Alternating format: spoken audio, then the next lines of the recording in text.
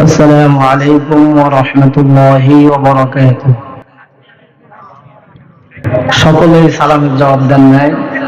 মনে হয় যারা আপনারা আমার প্রতি রাগ, কি আমার সাথে রাগ আছে আপনাদের? এখানে আমরা আসছি দিনের স্বার্থে। কিসের স্বার্থে? যত সময় থাকবো আমাদের নেক হবে না গুনাহ হবে? আসলে দেখেন সময়ের অনেক দাম। দুনিয়া হায়াত শেষ হয়ে যাবে, যার জন্য যতটুকু সময় পারি। এই মাহফিল কি গতকালকে ছিল? আগামীকাল থাকবে? আজকে আছে। আজকে এই মাহফিলটাকে আমরা যথার্থ মূল্যায়ন করবো তো ইনশাআল্লাহ। আলহামদুলিল্লাহ আলহামদুলিল্লাহ নাহমাদুহু ওয়া নাস্তাঈনুহু ওয়া নাস্তাগফিরুহু ওয়া নু'মিনু বিহি ওয়া নাতাওয়াক্কালু আলাইহি ওয়া নাউযু বিল্লাহি মিন শুরুরি আনফুসিনা ومن سيئات أعمالنا من يهد الله فلا مضل له ومن يضلله فلا هادي له ونشهد أن لا إله إلا الله وحده لا شريك له ونشهد أن سيدنا ومولانا محمدا عبده ورسوله. أما بعد فأعوذ بالله من الشيطان الرجيم. بسم الله الرحمن الرحيم. الرحمن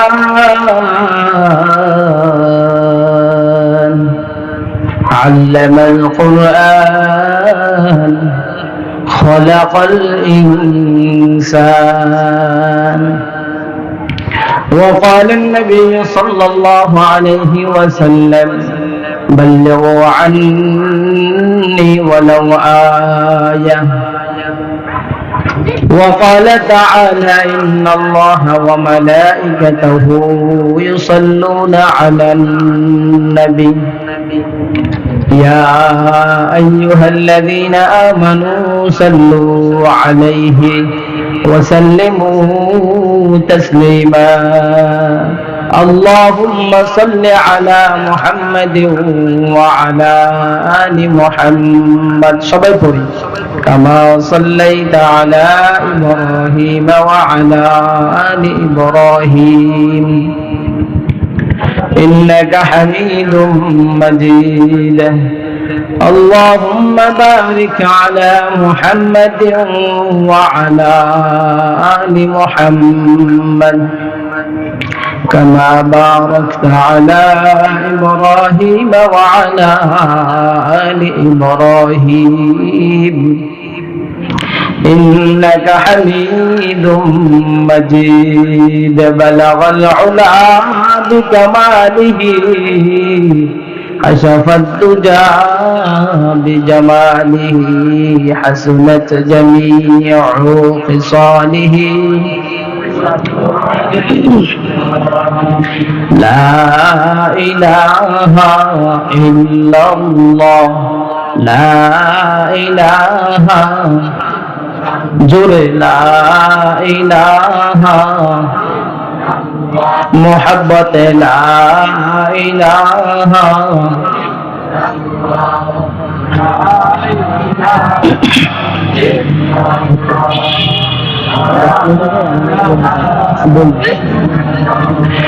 لا إله إلا الله محمد رسول الله صلى الله عليه وسلم. সিকুটিয়া যুব সমাজ ও জামে ইসলামিয়া দারুস সুন্নাহ মাদ্রাসার উদ্যোগে ঐতিহাসিক ওয়াজ ও দোয়ার মাহফিলের সম্মানিত সভাপতি দিগার উলামায়ে কেরাম, আমার সামনে উপবিষ্ট শ্রদ্ধেয় মুরব্বিয়ানে কেরাম, যুবক ভাইরা, কচিকাছা ভাইয়েরা ও পর্দার অন্তরে মা ও বোনেরা, আজকের এই মাহফিলে আমরা খুশি না বেজার?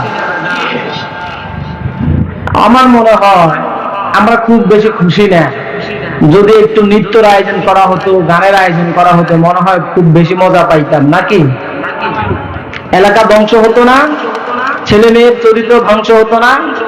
তো আজকে যারা শ্রম, ঘাম, অর্থ বিনিয়োগ করে অনেক ত্যাগ, অনেক ব্যয়, অনেক পরিশ্রমের বিনিময়ে সুন্দর আয়োজন করেছে, এই জন্য আমরা খুশি না বেজার? তাহলে আমরা খুশি খুশি বলবো তো ইনশাআল্লাহ। আমাদের দাওয়াতে মেহমানরা আসছেন, ওনারা অনেক গুরুত্বপূর্ণ কথা বলবেন।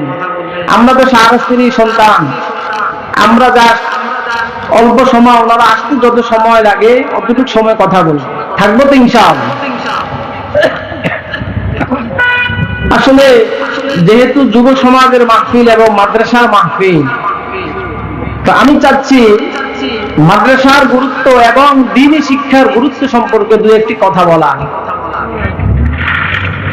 আল্লাহ তাআলা কোরআনে কারীমে জানান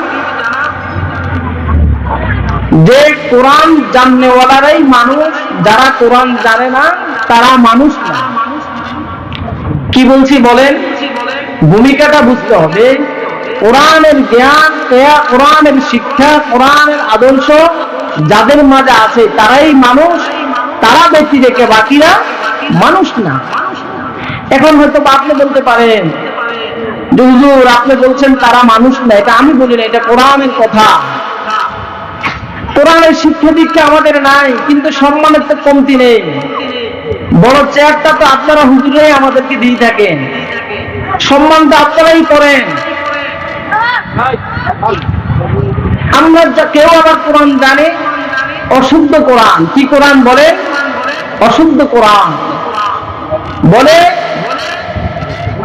অশুদ্ধ কোরআন জানা আর না জানা এক কথা। কি? অশুদ্ধ কোরআন জানা আর না জানা এক কথা। তাহলে আমরা মোটা দাগে বুঝতে পারলাম আমরা কি করতে হবে? কোরআন শিখতে হবে। আল্লাহ রাব্বুল আলামিন কোরআনে কারীমে জানালেন, ওয়ালাকাদ যারা'না লিজাহান্নাম কাসীরাম মিনাল জিন্নি ওয়াল ইনস লাহুম কুলুবুন লা ইয়াফকাহুনা বিহা ওয়ালাহুম আ'য়ুনুন লা ইউবসিরুনা বিহা ولهم آذان لا يسمعون بها أولئك كالأنعام بل هم أضل أولئك هم الغافلون غرب سوران آدمی انسان دے احمد ابو جہل حامق صاحب دے। ও মুসলমান ইমানদার, মানুষকে মানুষের মতো দেখলেই মানুষ বলা যায় না, মানুষকে মানুষের মতো হাত পা থাকলেই মানুষ বলা যায় না, মানুষ মানুষের মতো কথা বলতে পারলে মানুষ বলা যায় না। মানুষ প্রকৃত মানুষ হওয়ার জন্য আল্লাহর আদালতে স্পেশাল কিছু বৈশিষ্ট্য লাগে, কিছু গুণ লাগে। দুনিয়াতে মানুষ দুই প্রকার, একটা হলো জন্মগত বংশগত মানুষ, আরেকটা হলো গুণগত আদর্শগত মানুষ। আল্লাহ তাআলা বলেন, মানুষ তুমি ওই যে মানুষের ঘরে জন্ম নিয়েছো, তুমি এটা আকৃতিগত মানুষ, তুমি গুণগত মানুষ হতে পারো নাই। আমি আল্লাহর আদালতে তুমি যদি মানুষ হতে চাও, তাহলে তুমি যদি কোরআনের গুণে গুণান্বিত হতে পারো, তাহলেই কেবল আমি আল্লাহর আদালতে তুমি মানুষ হিসাবে বিবেচিত হবে। তাহলে আমরা কি বুঝলাম? মানুষ হওয়ার জন্য মানুষের ঘরে জন্ম নেওয়াটাই ক্ষান্ত নয়, সীমাবদ্ধ নয়। বুঝার জন্য হে মুসলমান, আপনার নবী, আমার নবী, বিশ্ব নবী রাহমাতুল লিল আলামিন, তিনি যে বংশের জন্ম, আবু জাহেল একই বংশের জন্ম। আল্লাহ নবী শুনলে যে বংশের রক্ত, আবু জাহেলের শুনলে একই বংশের রক্ত। কি বলেন, ঠিক কিনা? আবু জাহেল আর রাসূল ছিলেন সম্পর্ক চাচা ভাতিজা। আল্লাহু আকবার। আমার নবী, আপনার নবী, বিশ্ব নবী, তিনি ছিলেন রাহমাতুল লিল আলামিন, শাফিউল মুজনাবিন, সাইয়্যিদুল মুরসালিন, রাহমাতুল লিল আলামিন। আর তিনার চাচা আবু জাহেল ছিলেন চিরস্থায়ী জাহান্নামী। কি বলেন, ঠিক কিনা? তাহলে দুজনেই তো একই বংশের মানুষ, একই রক্তের মানুষ, চেহারার গঠনও কাছাকাছি ছিল। চাচা ভাতিজা মিল থাকে না? আল্লাহ রাসূলের চাচা আর রাসূলের বংশ একই বংশ, অথচ আবু জাহেল জাহান্নামী। আর আপনার নবী, আমার নবী, বিশ্ব নবী, দুজাহানের সরদার মুহাম্মাদুর রাসূলুল্লাহ। সুবহানাল্লাহ। বলে পার্থক্য কোথায়? দুইজনে শুনেন একই বংশের রক্ত, দুইজনে চেহারার কাছাকাছি মিল, কিন্তু একজন জাহান্নামের কি আর একজন জান্নাতের সরদার। আল্লাহু আকবার।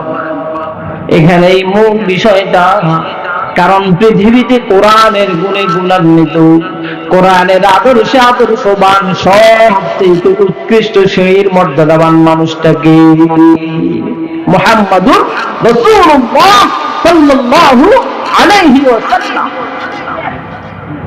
এই জন্যই মুহাম্মাদুর রাসূলুল্লাহ সাল্লাল্লাহু আলাইহি ওয়াসাল্লাম, তিনার মাঝে কোরআনের গুণ, কোরআনের আদর্শ সবচেয়ে বেশি ছিল, যার জন্য তিনি সবচেয়ে বেশি দামি। সুবহানাল্লাহ। তাহলে আমরা বুঝলাম কোরআনের আদর্শ, কোরআনের গুণ, কোরআনের শিক্ষা আমাদের লাগবে কি লাগবে না? মুসলমান ইমানদার,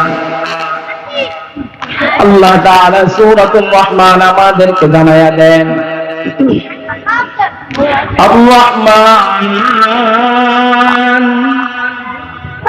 আল্লামাল কুরআন খালাকাল ইনসান।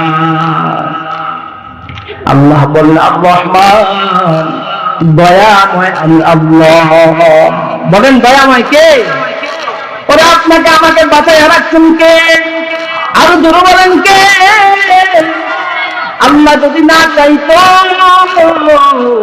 আপনারা আমার ওই যে সকাল থেকে বের হলাম, আবার পুনরায় ঘরে যাওয়ার সেই সম্ভব হতো কি হতো না? সম্ভব হতো না।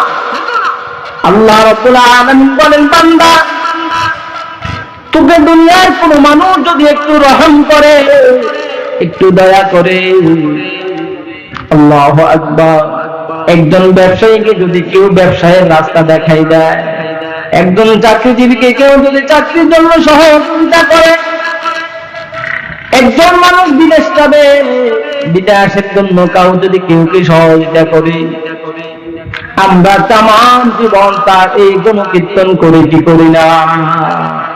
অথচ আল্লাহ বলেন, বান্দা, আমার চাইতে বড় দয়াময়, আমার চাইতে বড় রহমান, আমার চাইতে বড় দয়ালু আর কেউ নাই রে বান্দা। তারপর তুই কি করে আমি আল্লাহর ফরমানি করো? আল্লাহ তাআলা বলেন, আর-রহমান, দয়াময় আমি আল্লাহ। তোর সকল কিছু তুই যা দেখো আর না দেখো, বুঝো আর না বুঝো, সকল কিছু একমাত্র আমার দয়াই হয়, কারণ সারা ইঙ্গিত হয় না। তোর টাকার পাওয়ারে, তোর পদবীর দলের পাওয়ারে, তোর অর্থের পাওয়ারে, তোর সুস্থতার পাওয়ারে কিছুই হয় না। সব কিছু করেন কে? জোরে বলেন কে? আল্লাহ তাআলা বলেন, الرحمن علم القرآن خلق الإنسان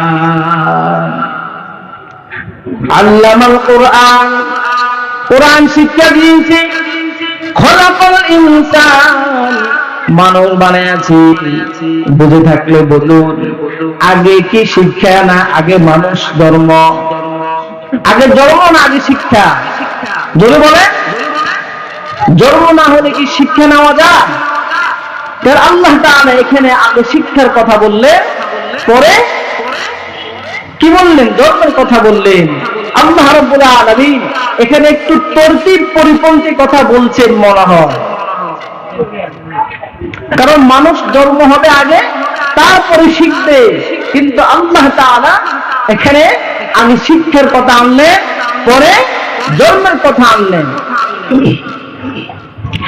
মুফাসসিরিনে কেরামরা বলে ওরে মানুষ তুমি যদি বুঝতে চাও তাহলে এটাই সঠিক আল্লাহ তাআলা যে তরতিব অনুযায়ী কথা বলেছে কারণ আল্লাহর আদত হচ্ছে তরতিব অনুযায়ী কথা বলা আল্লাহ তরতিব পরিপন্থী কিছু করেন না কিছু বলেন না তাহলে আমরা যে কি আল্লাহ তাআলা তরতিবের খেলাফ কথা বলেছে বলে আল্লাহ তাআলা বলে ওরে মানুষ শুনে নাও আমি আল্লাহর আদালতে জন্মগত মানুষগুলো মানুষ হিসাবে বিবেচিত নয় আমি আল্লাহর আদালতে মানুষগুলো মানুষ তখনই বিবেচিত হয় যখন সে কোরআনের গুণ কোরআনের শিক্ষা কোরআনের আদর্শ তাকে রূপ পরিপূর্ণ দেয় তখনই কেবল আমি আল্লাহর আদালতে মানুষগুলো মানুষ হিসাবে বিবেচিত হয় সুবহানাল্লাহ তাহলে কি বুঝলাম ভাই আল্লাহর আদালতে মানুষ হওয়ার জন্য শর্ত কি কোরআনের গুণ কোরআনের শিক্ষা কোরআনের আদর্শে আদর্শিত হওয়া লাগবে আজকে তো মানুষ মনে করে সন্তানগুলোকে মাদ্রাসায় দিলে এরা কি আর করবে এরা কি আর জানে মাদ্রাসার ছেলেদেরকে অনেকে বোকা মনে করে কেন বোকা মনে করে জানেন মাদ্রাসার সন্তানগুলো আলেমগুলো এরা একেবারে সাদামাটা সহজ সরল জীবনযাপন বেছে নেয় কারণ তুমি যে রক্ত মাংসে গড়া মাদ্রাসার আলেম ওলামা তোলাবা তারাও সেই রক্ত মাংসে গড়া কি বলেন ঠিক কিনা তারা মনে করে চিটারি বাটপারি করে ধান্দাবাজি করে পদবি করে আর তারা মনে করে তারা একটা বিশাল কিছু মাদ্রাসার কিছুই বুঝে না জানে না ব্যাপারটা কেমন হায়রে না হায়রে বোকা ওই যে মাদ্রাসার আলেম ওলামা গুলো তলেবে আলেম গুলো দুনিয়ার সব জিনিসগুলো বুঝার পর ওই রাস্তায় যায় না কেন ওই রাস্তায় আমি আল্লাহর মনোনীত রাস্তা নয় যার জন্য ভাবে এটা কি আর শিখে কি আর জানে ওরে ডাক্তার তুই বড় ডাক্তার হয়েছ ওরে ইঞ্জিনিয়ার তুমি বড় ইঞ্জিনিয়ার হয়েছ ওরে উকিল ব্যারিস্টার তুমি বড় উকিল ব্যারিস্টার হয়েছ তুমি বড় বৈজ্ঞানিক হয়েছ আল্লাহ তাআলা বলেন তুমি যতই বড় জ্ঞানী হও না কেন যত বড় ডাক্তার ইঞ্জিনিয়ার রাজনীতিবিদ হও না কেন এখন তো সবচাইতে বড় পেশা হচ্ছে রাজনীতি কি বলেন সরকার দলের পোস্ট যখন যে সরকার থাকে ওই সরকারের পোস্টের মতো মজা আর কিছু আছে অটো ইনকাম পরিশ্রম ছাড়া ইনভেস্ট ছাড়া অটো ইনকাম মাথায় বাড়ি দেয়া ধান্দাবাজির ইনকাম আল্লাহ তাআলা বলেন বান্দা তোর ভিতরে যদি কোরআনের গুণ না থাকে কোরআনের আদর্শ আদর্শিত না হতে পারো আল্লাহ তাআলা জানায়া দেন উলাইকা কাল আনআম যদি তোর মাঝে কোরআনের গুণ না থাকে আল্লাহ তাআলা বলে উলাইকা কাল আনআম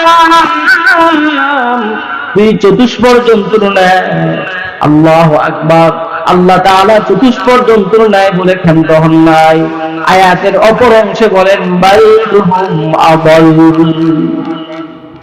আল্লাহ তাআলা বলেন বালহুম আবাল চতুষ্পদ জন্তুর সাথে তিনি নিকৃষ্ট কারণ তুমি মায়ের গর্ভ থেকে এসে দুনিয়াটাকে মনে করছো রঙ্গমঞ্চ। খাওয়া মত প্রমোদ করো, ফুর্তি করো, যা ইচ্ছা তাই করো, তোমার এই দুনিয়ায় দুনিয়া। যার আল্লাহ তাআলা বলেন, হে মানব, তুমি দুনিয়ার মোহে পড়া, তুমি দুনিয়ার মায়ায় পড়ে, তুমি সুস্থতায় পড়ে, তোমার যৌবনের খায়েশে পড়ে তুমি যা কিছু করো না কেন, একদিন তুমি আমি আল্লাহর আদালতে জবাব দেওয়া লাগবে। আল্লাহ পাক যে কথাটুকু বললাম, আমাদেরকে কোরআনের গুণে গুণান্বিত, কোরআনের আদর্শে আদর্শিত হওয়ার তৌফিক দান করে সবাই আমিন। আল্লাহ পাক আমাকে সহ সকলকে আমল করার তৌফিক দান করেন। আসসালামু আলাইকুম ওয়া রাহমাতুল্লাহি ওয়া বারাকাতুহু।